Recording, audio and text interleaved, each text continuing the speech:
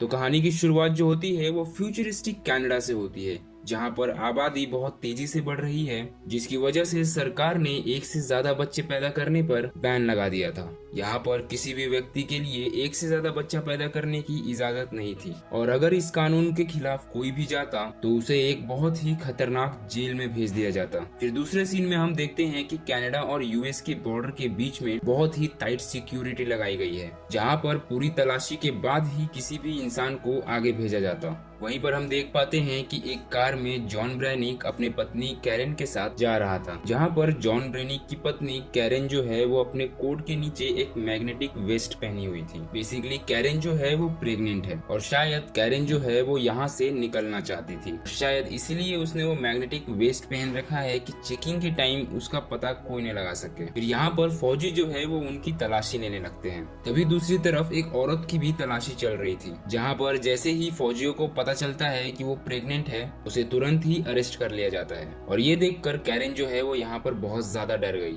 लेकिन जब कैरेन की चेकिंग की जाती है तो मैग्नेटिक वेस्ट की वजह से वो बच जाती है। लेकिन जैसे ही वो वहाँ से बाहर आती है, एक फौजी की नजर उसके वेस्ट पर पड़ जाती है। दोनों वहाँ से बहुत तेजी से भागते हैं। फिर यहाँ पर जॉन जो है वो कैरेन को भाग जाने के लिए कहता है, और वो यहीं पर सैनिकों का ध्यान भटकाने लगता है। फिर हम देख पाते हैं कि जॉन को अरेस्ट कर लिया जाता है, जहाँ पर जॉन के साथ साथ और भी कैदियों को फोर्ट्रेस नाम की जेल में ले जाया जाता है, जहाँ पर हमें ये बताया जाता है कि फोर्ट्रेस जेल जो है वो बहुत ही हाई टेक्नोलॉजी वाली जेल है और बहुत ही खतरनाक जेल है, जिसे कि एक रेगिस्तान के बीचों बीच बनाया गया है, जहाँ से किसी भी कैदी का भाग पाना बहुत ही मुश्किल है। जैसे ही कैदी वहाँ पे पहुंचते हैं, गार्ड्स उन्हें नंगा करके पूरी तरीके से उनकी चेकिंग करते हैं। फिर सभी कैदियों को एक कमरे में ले जाया जाता है, जहाँ पर उनके पेट में एक ट्रैकर लगाया जाता है, जहाँ पर डायरेक्टर पो बताते हैं कि अगर येलो लाइन को कोई भी क्रॉस करेगा तो उसके पेट में बहुत तेजी से दर्द होने लगेगा, और जैसे ही कोई रेड लाइन को क्रॉस करेगा उसके पेट में धमाका होगा और कैदी की वहीं पे मौत हो जाएगी। फिर सारे कैदियों को अंडरग्राउंड जेल में ले जाया जाता है। फिर हम यहाँ पर देखते हैं कि जॉन को एक शेल दिया जाता है, जहाँ पर वो नीनो, अब्राहम और डीडे से मिलता है। फिर यहाँ पर सोने का वक्त हो चुका था। अब्राहम जो है वो जॉन से कहता है कि गलती से भी कोई भी सपना मत देखना। फिर सभी कैदी यहाँ पर सो जाते हैं। जॉन और बाकी कैदी जिस शेल में थे, वहाँ पर एक रोबोट लगाया गया था, जो कि हर वक्त कैदियों को मॉनिटर करता था, और ऐसे रोबोट हर एक शेल में लगाए गए थे जहाँ जहाँ कैदी थे। फिर रोबोट जो है वो जॉन के माइंड को मॉनिटर करता है, जहाँ पर जॉन जो है वो सपने में अपनी पत्नी के साथ था, जहाँ पर डायरेक्टर पो भी उसके सपने को देख पा रहा था। और यहाँ पर डायरेक्टर पो जो है वो ट्रैकर को एक्टिवेट कर देता है, जिसकी वजह से जॉन के पेट में बहुत तेजी से दर्द होने लगता है, क्योंकि यहाँ पर किसी भी व्यक्ति को सपना देखने की इजाजत नहीं थी। फिर अगले दिन जब सारे कैदी मजदूरी कर रहे थे, तभी वहीं पर मैडॉक्स नाम का एक कैदी जो है वो नीनो का गलत फायदा उठाने की कोशिश करता है। तभी यहाँ पर जो रोबोट उनको मॉनिटर कर रहा था वो उनके पेट में ट्रैकर को एक्टिवेट कर देता है। तीनों के पेट में बहुत तेजी से दर्द होने लगता है। उसके बाद जॉन, नीनो और मैडॉक्स तीनों को कैद करके पूछा जाता है कि शुरुआत लड़ाई की सबसे पहले किसने की थी।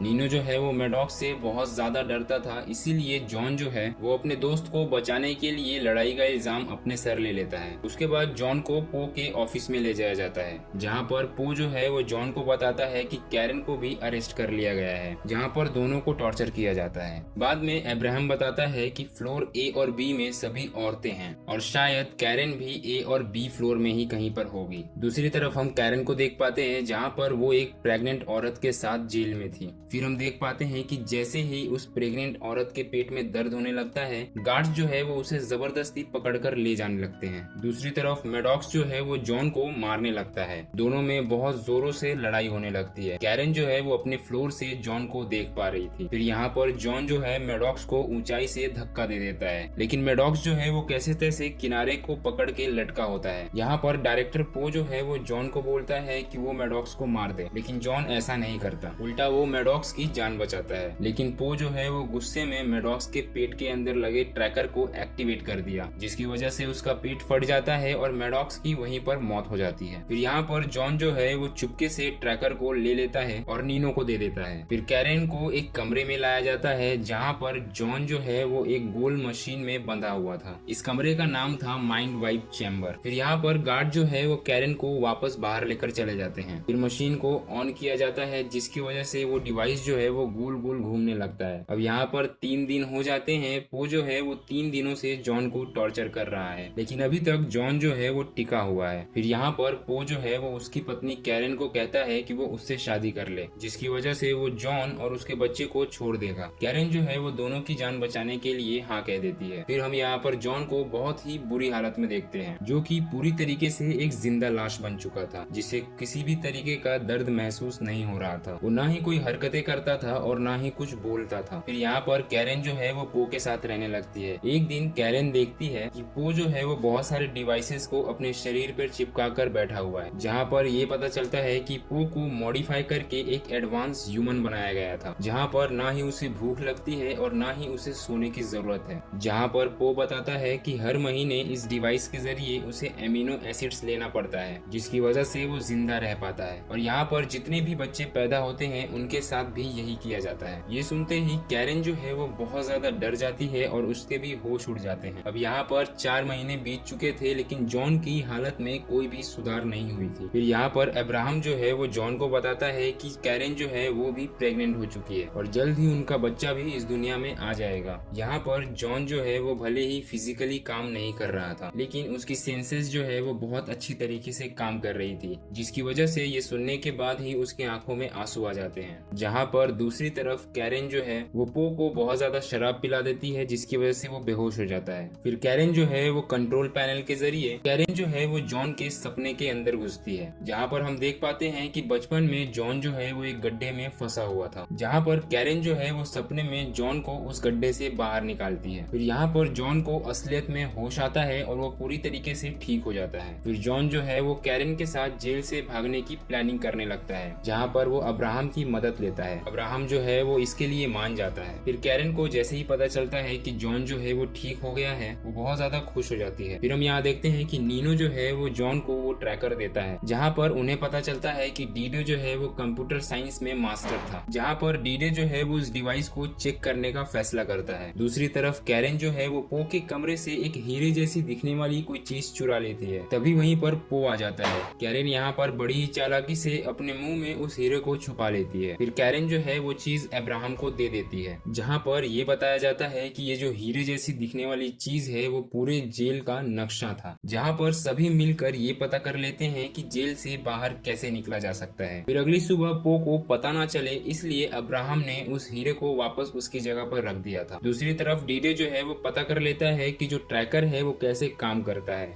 जहाँ पर वे लोग उस ट्रैकर को अपने शरीर से निकालने की प्लानिंग करने लगते हैं। और उनका ये प्लान जो है वो पूरी तरीके से कामयाब रहा और सबके ट्रैकर जो है वो पेट के अंदर से बाहर निकल आए। फिर शेल के अंदर जितने भी रोबोट थे वो पो को बताते हैं कि जेल के अंदर कुछ गड़बड़ी चल रही है, जहाँ पर सारी रिकॉर्डिंग्स जो है वो पो देख लेता है। ये देखने के बाद पो जो है वो बहुत ज्यादा गुस्सा हो गया। इससे पहले कि पो कुछ कर पाता, उसे बताया जाता है कि उसे डायरेक्टर की पोस्ट से हटा दिया गया है। वहीं पर जॉन की टीम जो है वहाँ से भागने की पूरी तैयारी करने लगी थी, जहाँ पर जितने भी वो ट्रैकर्स थे उन ट्रैकर्स को एक कंस्ट्रक्शन एरिया के पाइप पर चिपका देते हैं और आपस में लड़ाई करने की एक्टिंग करने लगते हैं। जैसे ही उस शेल में रोबोट को पता चलता है वो डिवाइसेस को एक्टिवेट कर देता है। और वैसे भी जो ट्रैकर्स थे वो पाइप पे लगे हुए थे, जिसकी वजह से वो जोरदार धमाके के साथ वो फट जाती है, जहाँ पर भागने का एक रास्ता मिल जाता है। लेकिन जैसे ही वो वहाँ से भाग रहे थे, पाइप के अंदर पो ने बहुत तेजी से गर्म हवा छोड़ दी और दूसरी तरफ जितने भी रोबोट्स थे वो उन पर गोलियां बरसाने लगते हैं और वो लोग पाइप के अंदर ही फंस जाते हैं। डर के मारे जैसे ही एक कैदी वापस जेल में जाने की कोशिश कर रहा था, एक रोबोट ने उस पर गोलियां चला दी और उसकी वहीं पर मौत हो जाती है। दूसरी तरफ अब्राहम जो है वो कैरन को लेने के लिए जाता है, लेकिन उसी वक्त पो वहाँ पर पहुंच जाता है। फिर वो अब्राहम को वहीं पर जान से मार देता है। दूसरी तरफ जॉन की टीम जो है वो एक रोबोट को मार गिराने में कामयाब हो जाती है, जहाँ पर उन्हें पता चलता है कि ये एक एडवांस ह्यूमंस हैं, ना कि कोई रोबोट। जॉन जो है उन्हीं की बंदूकों को उठाकर उन्हीं पर हमला कर देता है। फिर जॉन जो है वो पो के कैबिन में पहुंचता है, जहाँ पर जॉन की नजर जो है वो स्क्रीन पर पड़ती है,